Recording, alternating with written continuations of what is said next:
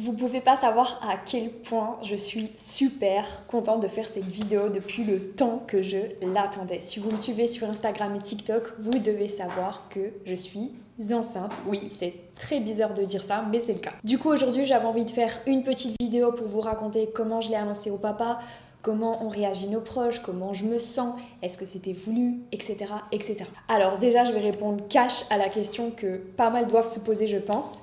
Quel âge j'ai et quel âge a mon chéri? À vos pronostics dans les commentaires.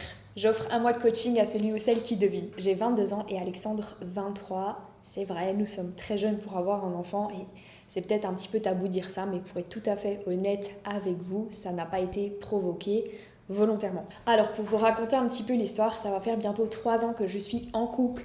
3 ans pendant lesquels, ça aussi c'est super tabou, je n'ai pas eu de moyen de contraception. Alors sans entrer dans les détails parce que c'est quand même assez intime, au début de notre relation, je prenais la pilule, puis vu que c'est pas très bon, j'ai décidé de passer au stérilet en cuivre, sauf qu'à cette période, j'avais 20 ans, trop peur que ça me fasse mal. En plus, le gynéco était un mec.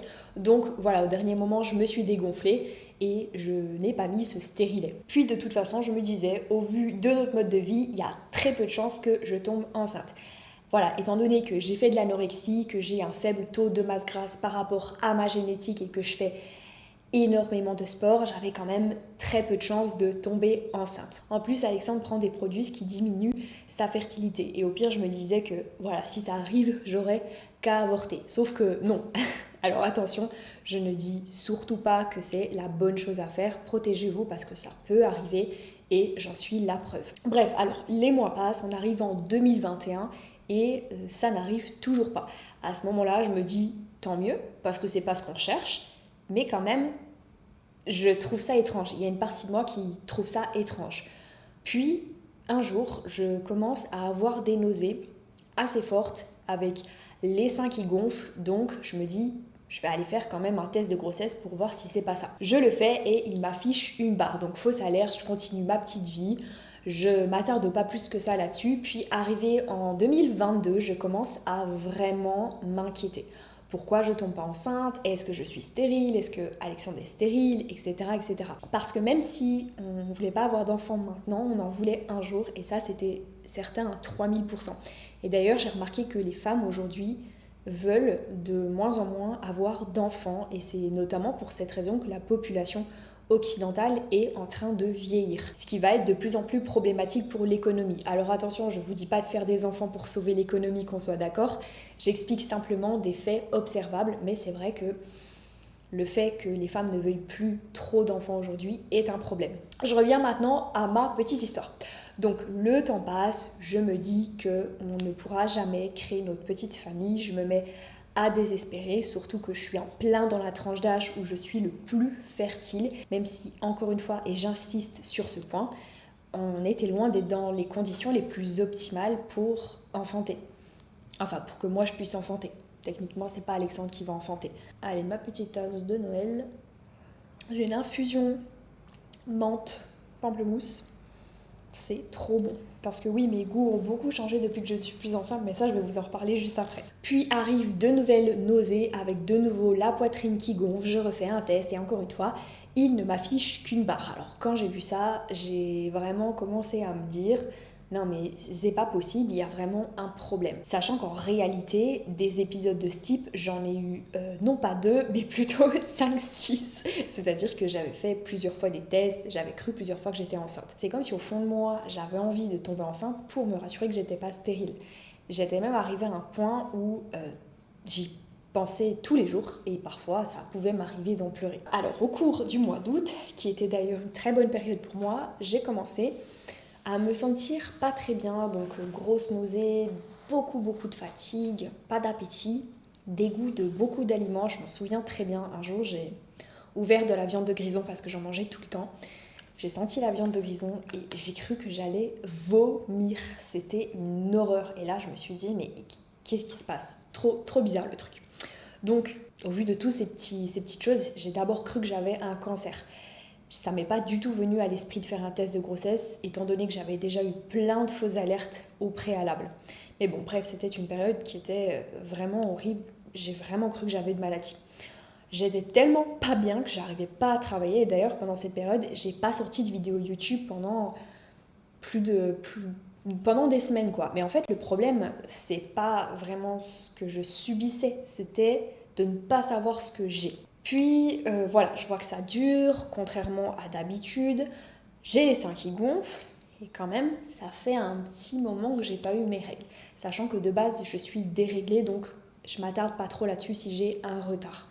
Bref, ça va pas du tout. Le 29 août 2022, je me dis, peut-être que je suis enceinte. Même si au fond de moi, voilà, j'y crois pas du tout. Donc je vais acheter le test, puis je rentre et je le fais. J'attends un peu que le résultat s'affiche, là voilà, je fais mes petits trucs, machin. Et là je regarde, je vois 2 barres bien foncées. Et là je fais, non. À ce moment-là, franchement, je réalisais pas du tout ce qui était en train de se passer. Impossible de me souvenir à quoi correspondent les 2 barres, alors qu'au fond de moi, je sais très bien à quoi ça correspond puisque j'ai déjà fait plein de tests, mais c'est comme si vraiment je voulais pas réaliser. Alors il y avait Alexandre qui était juste à côté de moi, donc je lui amène directement et je lui dis mon cœur, je lui tends le test, il vérifie la boîte à quoi ça correspond, alors que lui aussi le savait. Et là on se regarde. Je commence à pleurer de joie, voilà, et lui aussi, on se fait des câlins, enfin voilà, on est vraiment super heureux. Mais clairement, on ne réalise pas encore ce qu'il est en train de se passer, on est juste submergé d'émotions.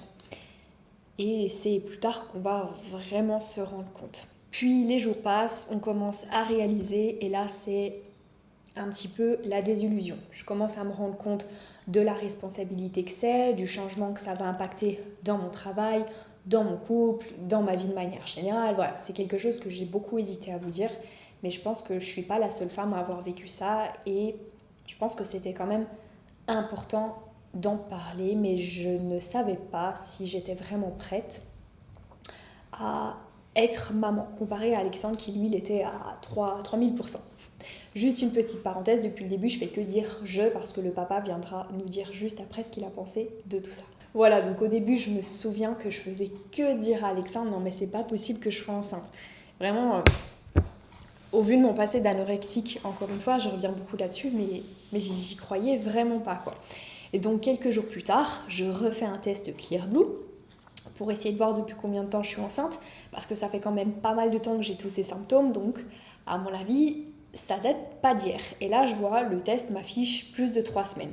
Parce qu'en fait, il peut indiquer 1 semaine, 1 ou 2 semaines, je crois, et plus 3 semaines. Il va pas du tout au-delà. Donc là, je me dis, oula, s'il faut, ça fait 2-3 mois que je suis enceinte et je ne suis au courant de rien du tout. Donc là, je me dis, il va vite falloir qu'on prenne une décision. Alors juste pour ceux qui ne le savent pas, on a jusqu'à 3 mois pour se décider. Après, on est obligé de garder l'enfant. Le lendemain, je me rends chez le médecin, je lui explique la situation en disant que je ne me sens pas forcément prête. Elle me répond que quelle que soit ma décision, je dois faire une échographie de datation. Alors pour ceux qui ne le savent pas, une échographie de datation permet de voir l'âge du fœtus et là en fait ça permet tout simplement de voir si on est encore dans les délais au cas où je voudrais avorter. Et là, j'aimerais vous parler de quelque chose qui m'a un petit peu... un petit peu choquée. Alors, sachez, avant que je vous raconte tout ça, qu'il y a aussi une prise de sang qui permet de voir l'âge du fœtus, même si elle est un petit peu moins fiable. Donc le lendemain, je pars faire l'écho avec l'idée en tête qu'on ne va rien voir parce que de toute façon, je suis pas enceinte, c'est pas possible. Je m'installe en pensant qu'on va me poser le truc sur le ventre, comme dans les films en fait. Voilà. Sauf que le monsieur me dit, madame, c'est par voix basse. Ok, bon.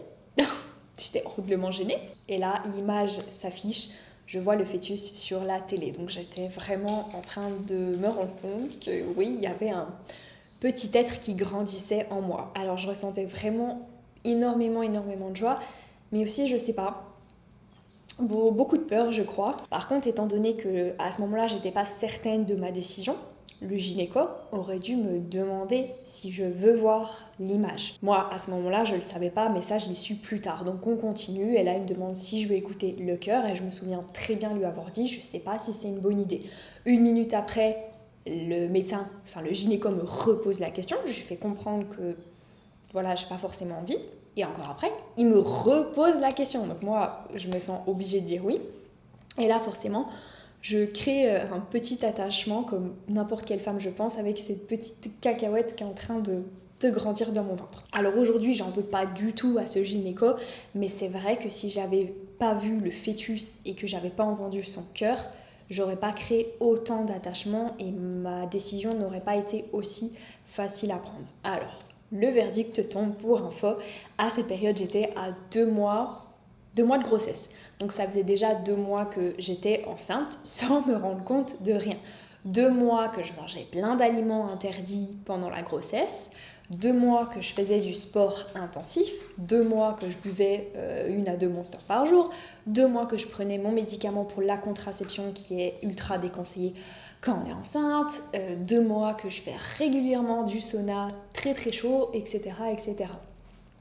Et d'ailleurs, il y a beaucoup de femmes qui tombent enceintes mais ne s'en rendent pas compte parce que avant qu'elles s'en rendent compte, elles adoptent des comportements qui font qu'il ne va pas y avoir de développement. Consommer régulièrement de l'alcool, consommer des produits qu'il ne faut pas, même si voilà, ça, je pense que ça reste rare, etc., etc. Bref, donc je m'habille, j'envoie l'écho à mon chéri parce que oui, j'avais pas voulu qu'il vienne, je voulais pas qu'il crée d'attachement. Ce qui n'était pas très malin de ma part, c'est que je lui ai quand même envoyé les échographies. Comme vous vous doutez bien, j'étais quand même toute contente de lui montrer. En fait, c'est vraiment comme s'il y avait une partie de moi beaucoup plus rationnelle qui réfléchissait à ce qui était bon pour nous et une partie de moi vraiment émotive, attachée à ce petit être qui avait plus que tout envie de le garder. Donc s'ensuit une période très compliquée avec beaucoup de doutes, je vais pas vous mentir. Et au final, j'ai mis tellement de temps à prendre cette décision qu'en même temps, avec Alexandre, on était en train de s'attacher à ce petit être de plus en plus. Puis voilà, j'ai fini par me rendre compte qu'au fond de moi, je voulais vraiment cet enfant. Et il y a principalement 2 choses qui m'ont convaincue. Premièrement, la personne qui a suivi ma grossesse a été top. Elle m'a énormément rassurée. Alors, je parle pas du gynéco en question qui a fait l'échographie de datation. Je parle d'un maïeuticien, qui est un sage-femme homme, qui m'a fait les rendez-vous par la suite. Et je pense que si lui ne l'avait pas fait, et si ça avait été une personne avec qui j'accrochais pas spécialement, ma décision aurait pu être tout autre. Alors pour vous dire, pour raconter une petite histoire, un jour j'ai décidé de me faire un piercing à Toulouse. Donc voilà, j'y vais, c'est un rendez-vous, machin. Je me fais percer par une femme pas très cool. J'ai même envie de dire pas cool du tout, qui d'ailleurs était très mal notée sur Google. Et là, en sortant, je me suis dit, non mais je dois enlever ce piercing, c'est pas possible. En fait, cette femme m'avait tellement donné un mauvais souvenir en me mettant ce bijou que, je sais pas, je devais enlever ce truc en fait. Et 2 heures après, je peux vous assurer que je l'avais pu. Et pourtant, 1 an plus tard, une femme beaucoup plus sympa m'a refait ce piercing, parce que j'adorais les piercings au nombril, et là, je l'ai pu le garder sans souci. Donc, cette personne a vraiment mis un truc dans mon corps, créé un rapport avec mon corps, je sais pas, très étrange. Et du coup, voilà, je n'avais pas pu garder le piercing à ce moment-là. Bref. Et quand on fait un tatouage, je suppose que c'est encore pire parce que on peut pas l'enlever. Donc, il faut vraiment accrocher, bien s'entendre avec la personne qui vous le fait. Enfin, je suppose parce que j'ai jamais fait de tatouage. Mais bon. Alors, quelque chose aussi qui m'a beaucoup confortée dans ma décision, et que j'avais très peur qu'on ne puisse pas à nouveau avoir cette chance. Et en vrai, je m'en serais voulu toute ma vie si j'avais décidé de ne pas le garder et que dans quelques années, je n'arrivais plus à tomber enceinte. Et pourtant, je suis pas du tout superstitieuse comme fille. Au contraire, je suis quelqu'un de très terre-à-terre. Je crois pas du tout à l'horoscope, pardon, c'est pas du tout mon délire. Et aujourd'hui, je peux vous dire que je ne regrette absolument pas ma décision. Alors aujourd'hui, comment est-ce que je vais ? Oui, j'ai des moments de doute, de peur, je vais pas vous mentir, mais je pense que c'est pareil pour toutes les futures mamans.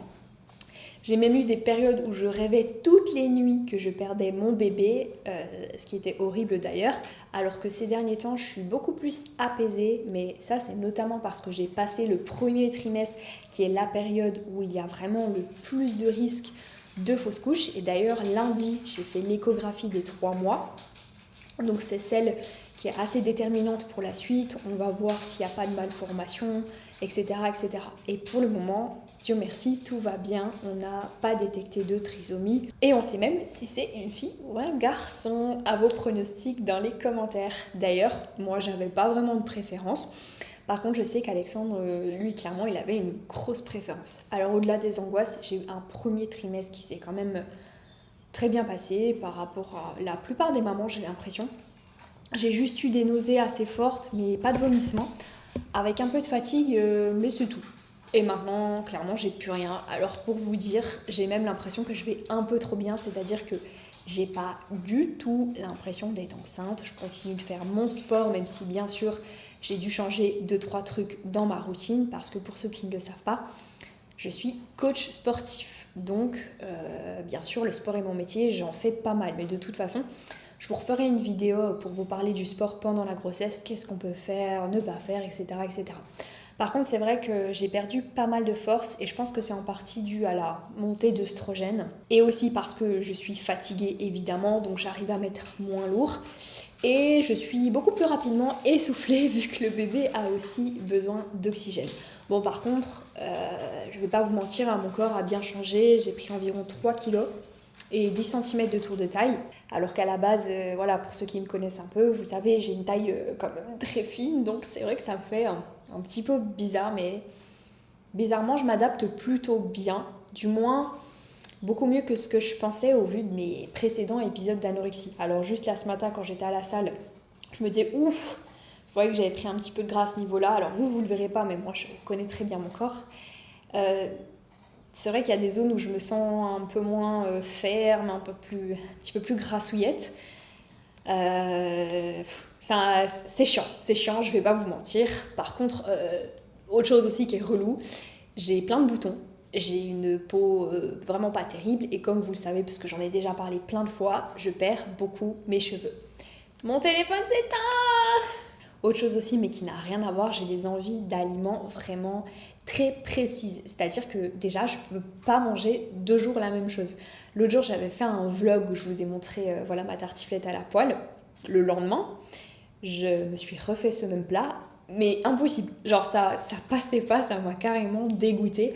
Alors que avant, je mangeais tous les soirs la même chose pendant des mois et ça me dérangeait absolument pas. Donc voilà, j'ai plein d'envies aussi d'aliments comme ça très particulières. J'ai envie d'acidité, beaucoup d'eau, citron, alors qu'avant je détestais ça. Enfin, voilà, c'est vraiment rigolo quoi. Alors vous le verrez dans mes prochains vlogs parce que je vous montrerai qu'est-ce que je mange exactement en étant enceinte.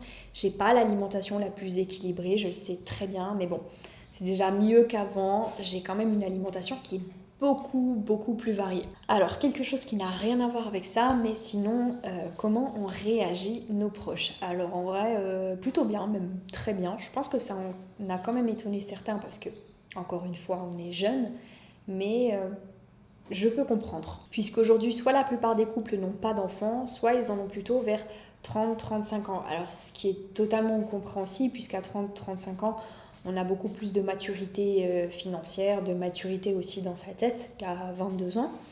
Mais voilà, moi, je me voyais plutôt faire un enfant, je sais pas, vers 26-27, peut-être pas 30. Mais par contre, c'est vrai qu'il y a plutôt des points positifs à les faire trop âgés.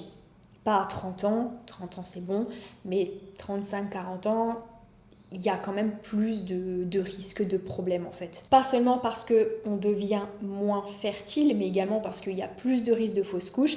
J'avais fait quelques petites recherches et j'avais vu qu'à 40 ans, on a 40% de chance de faire une fausse couche, ce qui est littéralement énorme, alors que quand on a 20 ans, quand on a mon âge, on est plutôt sur du 10-15%. Sachant aussi qu'il y a plus de risques de trisomie 21, de malformation, etc. Alors, je ne suis pas en train de vous inciter à faire un enfant jeune comme moi, etc. Mais voilà, c'est juste pour que vous soyez au courant. Autre chose aussi, alors là, je sais qu'il y en a plein qui vont me dire « Ouais, c'est pas grave ». La peau se rétracte beaucoup mieux à 20 ans qu'à 35-40 ans. Elle est plus élastique, donc on a moins de risques de vergetures, on a moins de risques d'avoir des marques sur la peau. Je sais, il y en a, ils vont me dire « Oui, mais tu t'en fous, t'es en grossesse, t'es enceinte. » Voilà, c'est comme ça, il faut l'accepter. Mais non, moi, je suis désolée, mais voilà, je suis coach sportive. Je fais attention, ma vitrine c'est mon corps, etc. Donc c'est vrai que si je peux éviter, si je peux huiler, mettre de la crème, etc. pour ne pas avoir la peau qui pend, etc., je le fais, clairement je le fais et ça m'arrangerait de ne pas avoir de marque. C'est important pour moi, je ne vais pas faire la fausse body positive en mode oui, les vergetures c'est beau, la cellulite c'est beau. Non, clairement pas, je suis pas du tout comme ça. Et si j'ai des vergetures, de la cellulite, des traces, la peau qui pend, eh ben tant pis, mais au moins j'aurais fait ce qu'il faut pour éviter ça. Et d'ailleurs, il y a beaucoup de femmes qui ont l'impression de subir une pression sociale quant au fait d'avoir des enfants. Alors que parfois, c'est juste des questionnements qui sont légitimes. Moi, je vais pas vous mentir, voilà, si demain je vois un couple de 35-40 ans qui n'ont pas d'enfants, je vais me poser la question, tiens, pourquoi ils n'ont pas d'enfants? Attention, j'ai pas dit que j'allais leur poser la question, j'ai dit que moi, dans ma tête, je me posais la question et en fait, c'est normal, il faut pas en vouloir à ces personnes.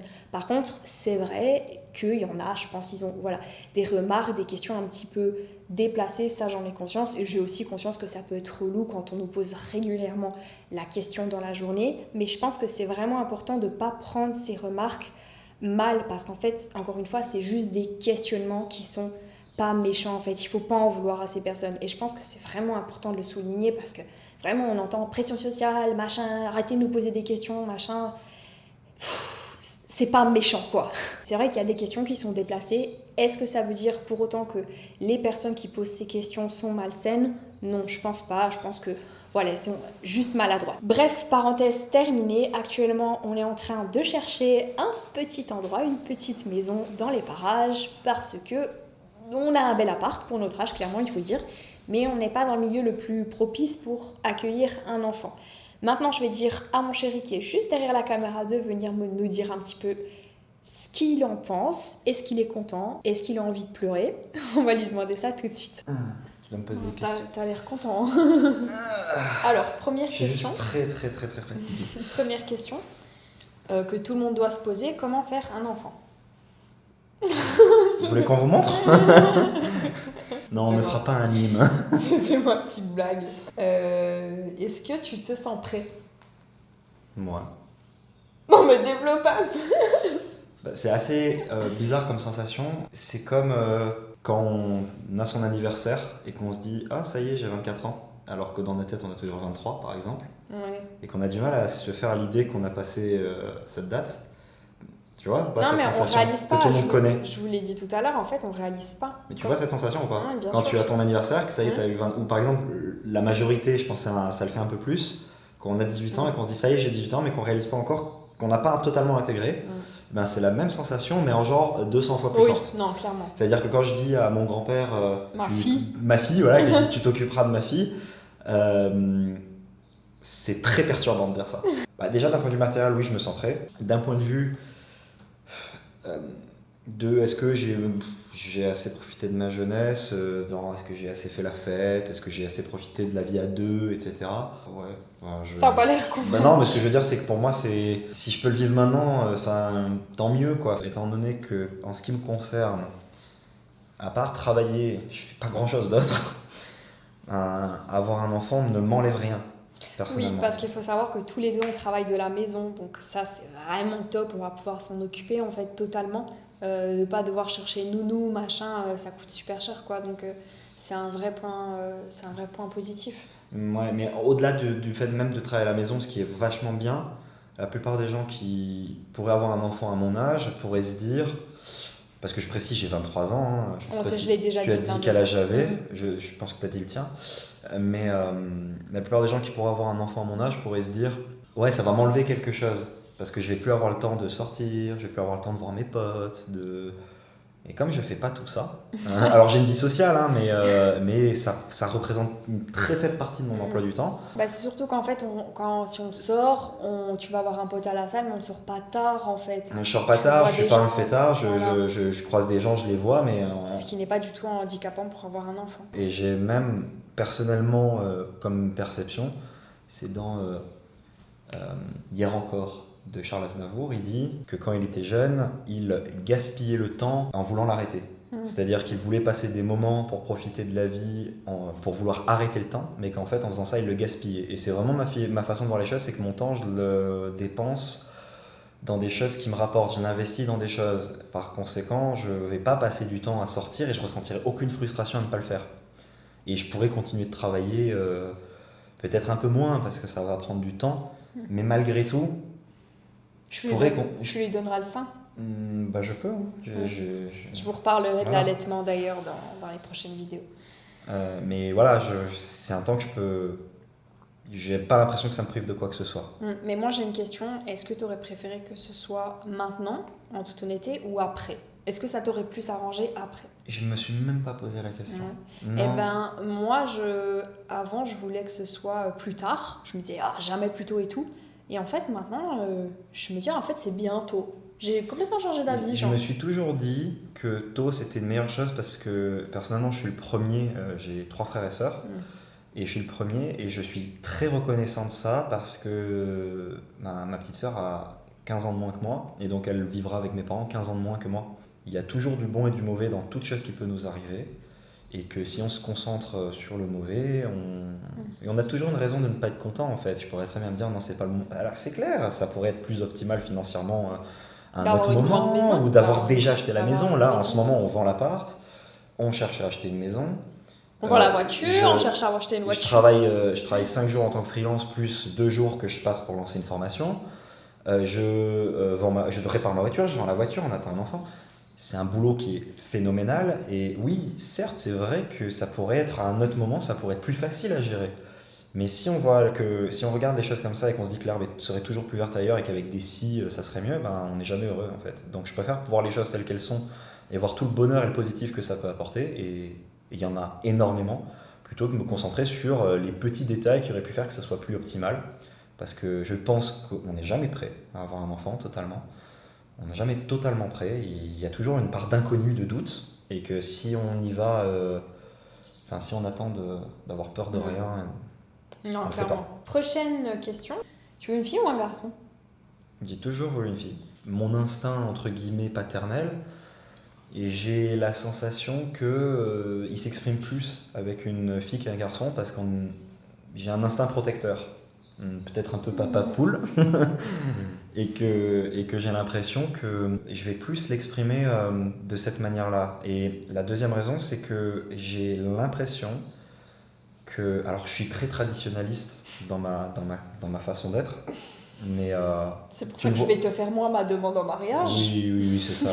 Tu fais ça, il n'y aura jamais de mariage. Non, mais c'est positif ou pas, ou négatif d'avoir quelqu'un comme moi plus traditionnel et... C'est bien, mais pas trop non plus. Oui, je suis pas un macho qui s'assoit et qui regarde le foot avec une bière, déjà j'aime pas le foot. Non, c'est bon, il fait un peu de ménage quand même. Pour moi, avoir un fils, c'est avoir quelqu'un qui va reprendre le flambeau, un petit peu. Et je me sens pas encore accompli en tant qu'homme, j'ai encore beaucoup de choses à accomplir, j'ai envie d'accomplir encore beaucoup de choses, je sens que j'en ai pas fait... Alors, je pense qu'on a toujours des choses à faire, mais j'ai encore des choses à réaliser et je dois encore moi me réaliser avant de réaliser un autre homme. Est-ce que tu as peur qu'il te dépasse? Non, c'est une vraie question. Genre, pas du tout, parce que le temps qu'il grandit, c'est que je l'éduque ou quoi, mais... C'est pas 2 mois... Une fille, elle va pas se façonner à mon image.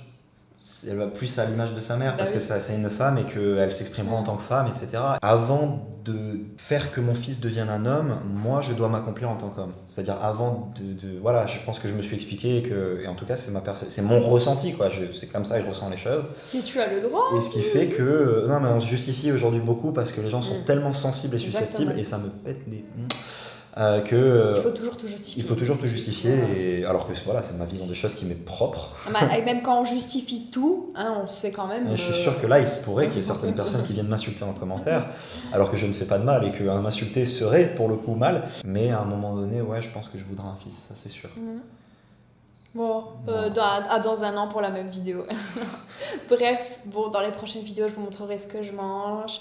Le sexe, je vous reparlerai de l'allaitement, machin, du sport pendant la grossesse aussi. Donc restez connectés et on vous dit à très vite. T'avais une dernière question? Non.